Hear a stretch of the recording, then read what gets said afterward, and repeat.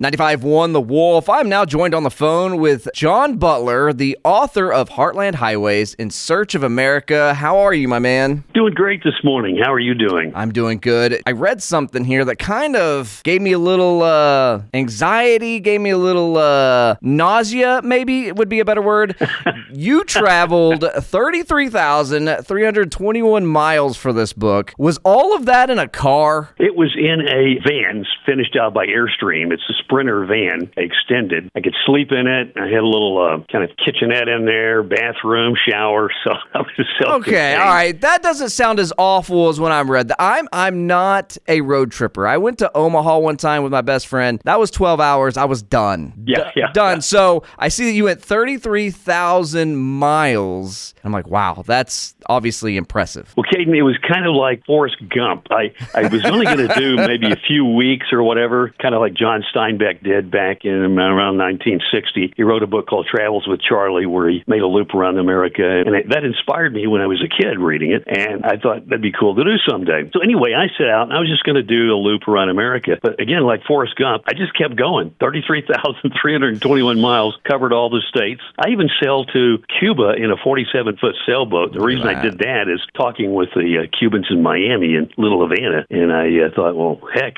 let's just go over and see what they're talking about. Wow. So you travel this 33,000 miles plus. You have this book, Heartland Highways, In Search of America. What was the purpose of this journey? Let me give you a little backstory there. My wife died when the kids were young, and I raised them as a single dad and became a single parent. They grew up, and they were gone, and I think I have 5 grandkids now. Nice. But so I'm sitting alone. I picked up some Chinese food. I'm watching the news. I used to be a news junkie, and I'm watching, one of the cable channels and flipping to another and another. And it was like everybody was setting each other's hair on fire all across America. And I thought, this is crazy. I turned it off. Fast forward, I was talking to a friend of mine who's a literary agent, and he has a background, of course, in journalism, and we were talking about the state of news today and what's going on in America. He said, you ought to just drive around, talk to people, and see what's really happening with real people across the country. And it clicked with me, and it connected to this book I read by John Steinbeck. And so I went, I'm going to do that. And that's what I did. I got this van. It's an Airstream van. And so I was able to stay longer in places or leave earlier. Anyway, so I started out, and it was just an incredible trip. I'm not really a road tripper either, but it was fascinating. I would do it again. I met a lot of people who actually lived on the road, traveled around, retirees, go to state parks and all that, and fascinating lifestyle. But that's how it started. So I set out without expectations, because I wasn't trying to form a story. It was just like,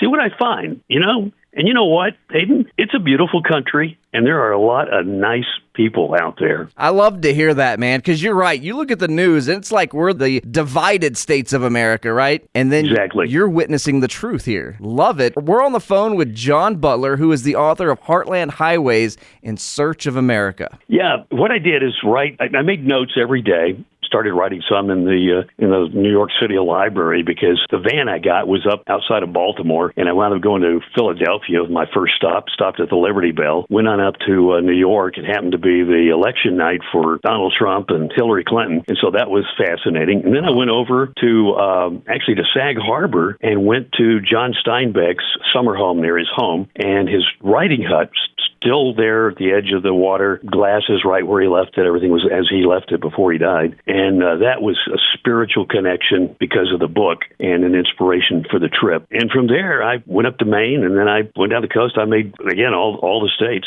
Wow. Man, that is awesome. But I'll be honest with you, I'm a little jealous here, because getting to see the good in people, that's what you were doing. You're searching and saying, hey, you know what? This world's not so crazy. There's so many awesome things happening in all these states. Can you tell us something that stood out when you were doing this journey? Yes. And I went, again, without expectations. So I wasn't looking for the good or the bad. It's just like, hey, what do I find, when you go out there? See, and that was the big cities and mostly small cities. But even in New York City, I was going to go through the subway there, and my card you buy to get in the subway wasn't working.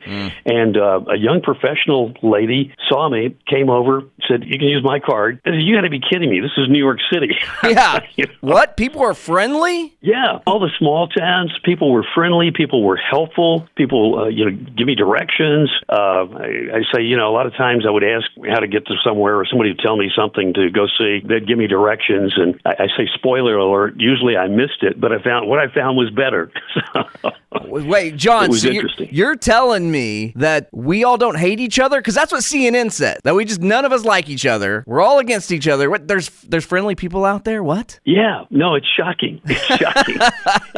And a lot of that is, okay, most people are watching maybe cable news or whatever, whichever side. I'm just sure. kind of I agree. It doesn't matter. Right. It doesn't matter, but it's all designed to shock you, stimulate the dopamine, and so it becomes addictive. And, they say something and you go, what? They can't say that? And you get mad and maybe you throw 3 things at the screen. I don't know. And then, of course, the phones and the algorithms are constantly feeding you whatever you're clicking on. Mm-hmm. And so they feed you more of it. And most of it's divisive, and most of it's designed just to shock you and keep your eyes and ears on the screen. And so it's really, I feel like, from the top down. And so yes, it is filtering in, and if people sit and just watch their screens, that's what happens. And so part of my mission is to say, trade your screens for scenes. Mm-hmm. Yes. Take a trip, get out of town. Any major city, you get out of town maybe 10 miles, you find real people, and not stressed out, Right, absolutely, man. I love that saying. That's a good one. Trade screens for scenes. Stop living virtually and get out there and live it in reality. Exactly, Caden, exactly. Reality, talk to people, talk to real people. And especially in the small towns, they love to talk to you. And in the diners, I made a lot of diner stops, and those are interesting. I spent a little time with the Hopi tribe up in Arizona, and that was fascinating. Wow, man. Spending time with them. I love that. If you want to know what America's really like and what the people here are really like, you got to check this out. It's Heartland Highways in Search of America. We're on the phone with the author, John Butler. To be able to experience this firsthand and see what these towns are like, you keep referring to smaller towns like an Abilene town, not the New York City, not the LA. Do you feel that difference in those towns when you just arrive?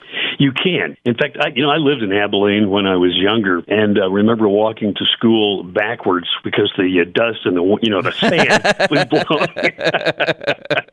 having kind of the hood up on my jacket so it didn't pelt me to death. But good people. I mean, people in Abilene, great people. And the smaller towns, the little diners and all of that. It's heartwarming, and it gave me a lot of hope for America. I might mention too, one thing that really shocked me on this, and I think that ties into what we're talking about with the good side of America. But the book, which just was released here recently, won 2 literary awards, which totally blew me away. But it was the American Writing Award and also the International Association of Publishers or whatever Book of the Year finalist. And I was really, really shocked. But I think it ties into that. I think people are looking for more of the heart of America, humor and hope. Absolutely. So, if you're looking for another gift this Christmas, by the way, this would be a perfect one. Just seeing what's going on, the real story of what's going on around America, not what we're being fed through the media and through social media. I mean, John, you went and you saw it firsthand, and I love that. There's hope. You're reading this book. I'm sure you'll be encouraged by the things that are going on across our country that are positive. It's not all negative. Exactly. So trade your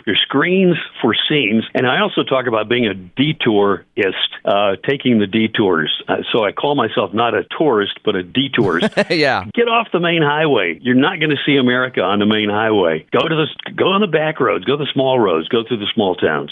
This is awesome, man. I am really looking forward to reading this book. It's going to be awesome. John Butler on the phone with us. He just released his book, Heartland Highways in Search of America. If somebody's wanting to get their hands on this, how can they do it? Barnes & Noble, and then on Amazon. I think it's something like 60-70% of the books are sold through Amazon, so it's real easy. Nice. You can go on and just pull up Heartland Highways book, Heartland Highways Search of America, or you have to put in John W., my middle initial, okay. John W. Butler, and it will come up. And it's in paperback, hardback. It's also on Kindle, and then I'm about to finish the audiobook. Hopefully it will come out very soon. Nice, man. This is awesome. And I wish you nothing but the best for this, to be able to do that again. 33,221 miles across America to get this book, man. It is amazing. But again, I love that you are seeing the real America. It's not what we see on TV and on social. We're seeing the real people and what's really going on. And I love that. I think you'll like the stories.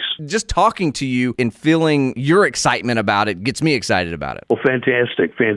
Charles Kerouac, did On the Road for CBS. I love the quote from him. He says, "It does no harm just once in a while to acknowledge that the whole country isn't in flames, that there are people in the country besides politicians, entertainers, and criminals."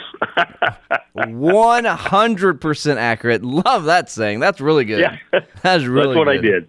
That's awesome. John W. Butler, his book, Heartland Highways in Search of America. You can get it at Barnes & Nobles, and we just got a new one here in Abilene, or you can check it out on Amazon. John, thank you so much for joining me. Anything else you'd like to add? No, just appreciate it, Caden. And, you guys have some great radio stations, and people still trust radio. So traveling around the country, people all have their go-to stations. It's a trusted source, and you guys do a fantastic job. Well, I appreciate that. Thank you for saying that. And get his book. It's going to be a good one, I promise you. Heartland Highways in Search of America. John, thanks again, man. Thank you, Caden. Appreciate it. It's 95.1 The Wolf.